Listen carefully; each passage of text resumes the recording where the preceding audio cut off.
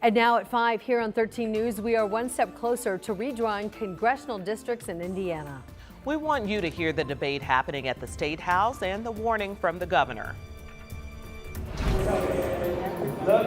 And I'm here at the Big Ten Championship FanFest, where IU and Ohio State fans are starting to pack the place out.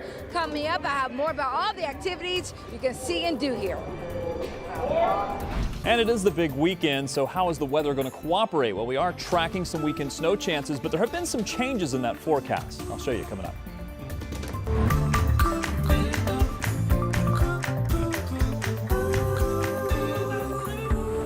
It's finally Friday. You know we love a Friday night, especially this Friday. It's a big weekend and downtown Indianapolis is gearing up big time. Tens of thousands of fans are expected for the Big Ten championship game between IU and the Ohio State Buckeyes. And while the game does not kick off until tomorrow, fans are already packing the Indiana Convention Center for the Big Ten FanFest. That's right. It just opened at 3 o'clock this afternoon, and Logan Gay has been there from the start. Hey, Logan. Hey, Ann. So there's a lot going on here. Of course, like you mentioned, I'm here at the Big Ten FanFest, and right now I'm here with the one and only Paul Kennedy with Big Ten, and we are getting in a game of Dr. Pepper. Now, remind me of this game. I never played Dr. Pepper. So the Dr. Pepper toss has become a staple of Big Ten Championship weekend. At halftime of the game, 2 students will be on the field. Not quite this game. Ball security is job security, careful. It's a slightly larger version of this game competing for scholarship money. So it's something that fans have really come to enjoy and expect on championship weekend. And here at FanFest, this is just a slimmed down version. All right. So this is my first time. I'm gonna let you go first. Let's see what you can do. Oh, so this is mine right here. Oh, see, I'm not starting off too hot. All right. Okay, wait.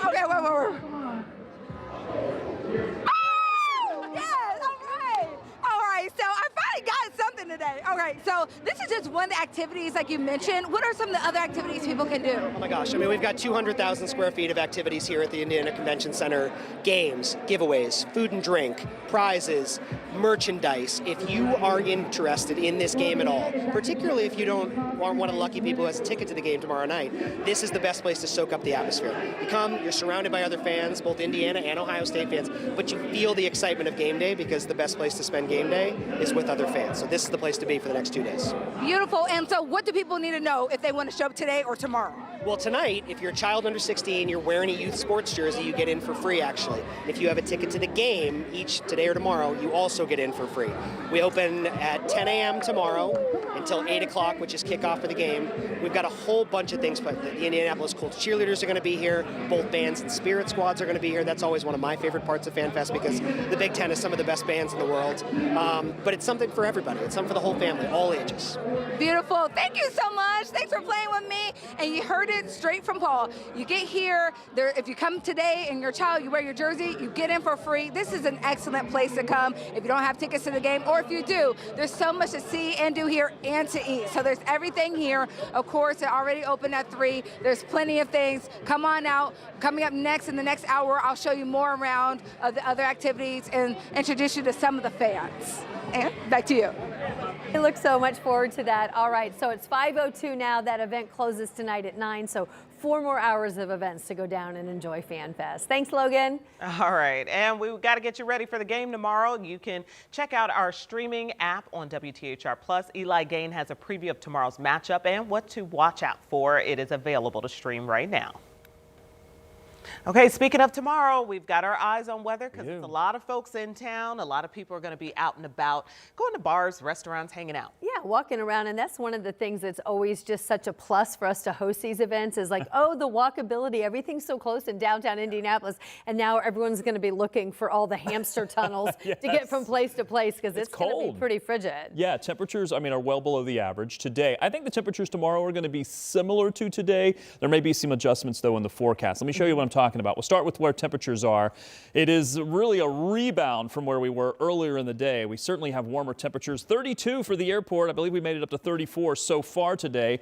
Temperatures did rebound from those single-digit numbers farther to the north. Otherwise, though, we've been actually able to get up a little bit closer to where we should be for this time of year, although we are still looking at temperatures about 10 degrees below the average, maybe 10 to 15 in some locations. The rest of the evening and through the overnight, temperatures going to hold into the 20s. And the reason why these clouds are starting to roll in, we've still got a bit of a south or a southwest wind.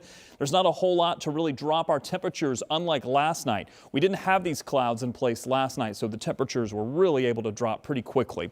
We'll do low to mid 20s for tonight. Now looking ahead to tomorrow, after we start out in the 20s, I think we're only going to be able to warm up into the 30s. There's not a lot of movement in this line for tomorrow. So only seeing a little bit of a rise in temperatures, low to mid 30s. Could be a couple of snow chances, but we are not expecting any accumulation for your Saturday. A system does arrive on Sunday. There is a snow chance with that, but we've made a lot of changes to that forecast. I'll bring that to you coming up in just a few minutes. All right, Rob, thank you so much. We will check back. In the meantime, the latest in political news from the State House on this Friday. Indiana's efforts to redraw the state's congressional districts got the green light from lawmakers in the House today. The redistricting bill and proposed map that goes along with it passed out of the House this afternoon by a vote of 57 to 41. 13 News State House reporter Emily Longnecker was there all morning and part of the afternoon listening to lawmakers speak about the bill. And what did they have to say, Emily? Well, Ann and Felicia, let's talk about that vote that you just mentioned here, 57 to 41. That means that 12 Republicans voted with Democrats against this redistricting bill, including 2 Republicans who are in House leadership, one of them being State Representative Greg Sturwald, who helped draw the map in 2021, a map that many Republicans back then called perfect, and now many Republicans, a majority of them, voting for the redistricting bill and this new map today, but not before Democrats took to the floor to tell them why they shouldn't vote for it. Democrat after Democrat took to the floor for over 3 hours, all of them imploring their Republican colleagues not to vote for the redistricting bill. They laid out their arguments, saying the proposed map split up communities of interest like Marion County and would dilute the voices of black and brown voters by spreading them across 4 different congressional districts. Others talked about the cost to counties trying to prepare for elections. Some accused their Republican colleagues of following Washington, D.C. and not listening to what Hoosiers wanted. Democratic State Representative Vernon Smith told lawmakers if redistricting passed, it would only strengthen Democrats' resolve to win future elections.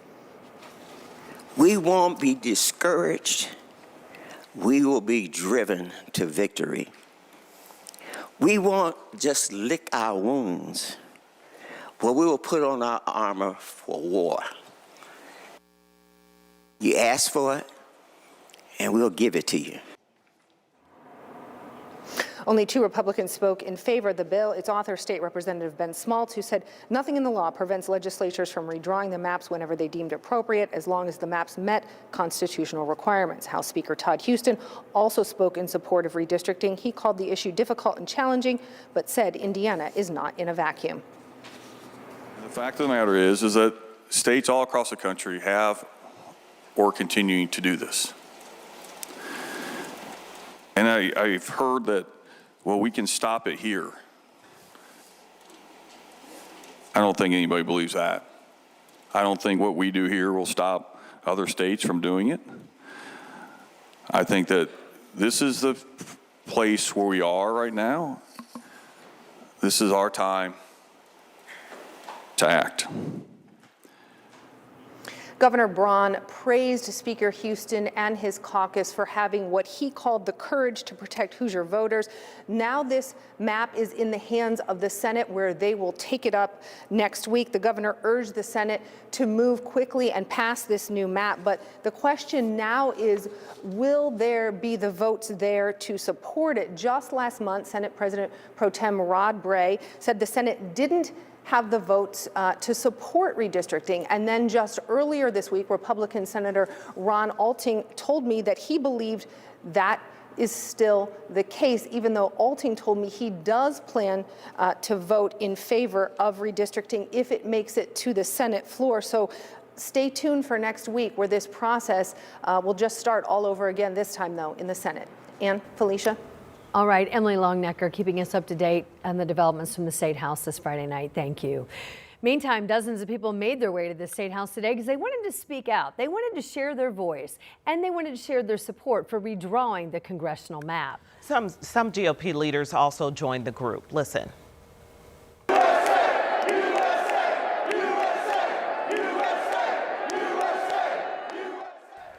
So the group, All In for Indiana, calling on the state Senate to support the redistricting effort. Governor Mike Braun and Lieutenant Governor Micah Beckwith both joined the crowd along with several state senators. The governor sharing strong words for members of the Senate ahead of the vote next week. If they dig in on this issue, I think you heard it earlier, it won't end. That means you're going to have to clean house to get real conservatives in serving Hoosiers. So those people for redrawing the lines, there is a whole other side to this. There is a counter rally, and those people are gathering tomorrow at noon. We're keeping you updated on the debate, all the action, all the viewpoints at the State House when it comes to this issue. If you want to see the latest of our coverage, just head to WTHR.com/redistricting. It's a heavy day for businesses in Irvington after a woman working at a clothing store died during an apparent robbery. Today, our Jenna Webster went there to talk to several business owners who say this tragedy is senseless. The day of the holiday open house, meant to be a community celebration in Irvington. Businesses feel a reminder of what happened just the night before. I was shocked. I was sad. It doesn't happen around here. Police say a man went into Josephine's clothing store and shot and killed 68-year-old Terry Lee Hetty around 6:45 Thursday night. They believe it was a robbery gone wrong, but that investigation is still ongoing.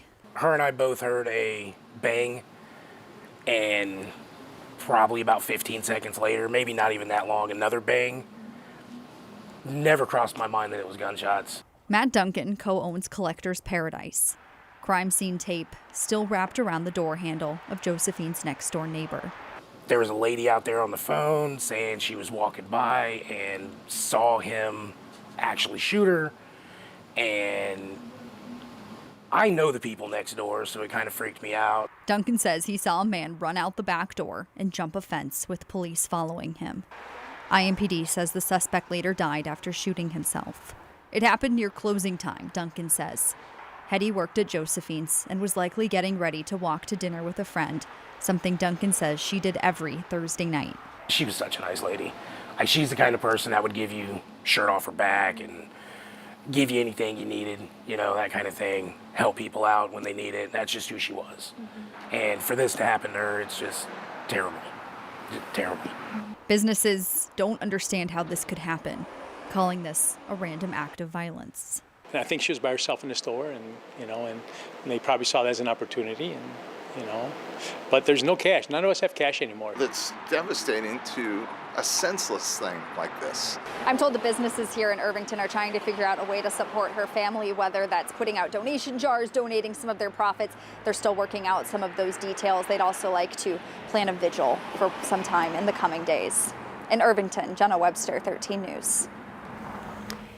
Josephine's posted online that the store is going to be closed for the foreseeable future, saying that Terry's vibrant spirit will forever remain in our hearts, and her absence will be profoundly felt by all who knew her. Tonight, a man is facing charges for a shootout with police in Clinton County. 29-year-old Jerome Bowens is charged with attempted murder and battery by means of a deadly weapon for shooting 2 Kirkland town marshals and another person. This all happened back last month when police tried to stop a car near State Road 29 and County Road 400 North. That's when police say Bowens got out of the car and started shooting at the deputy and marshals. 2 out of 3 court-appointed psychiatrists testified today that Carl Boards is not competent to stand trial right now for the murder of Elwood police officer Noah Shanovez back in 2022. Our camera there getting a quick glimpse of Boards through a window as he entered the Madison County courtroom this morning for that competency hearing. The psychiatrists say that Boards is delusional and that he can't rationally consult with his attorneys on the case. The trial is scheduled to start next month, but now it has to wait on a ruling from the judge about the competency issue. Well, we have more news ahead on 13 News at 5. The man accused of shooting and killing another man makes his first court appearance today. What he told a judge in court today. But first, before that, the D.C. pipe bomb suspect in court today. The shocking admission he made to police. And if you've got plans for this weekend, we've been talking about some snow in the forecast, but the weekend has actually been trending a little bit warmer. I'm going to show you that part of the forecast coming up.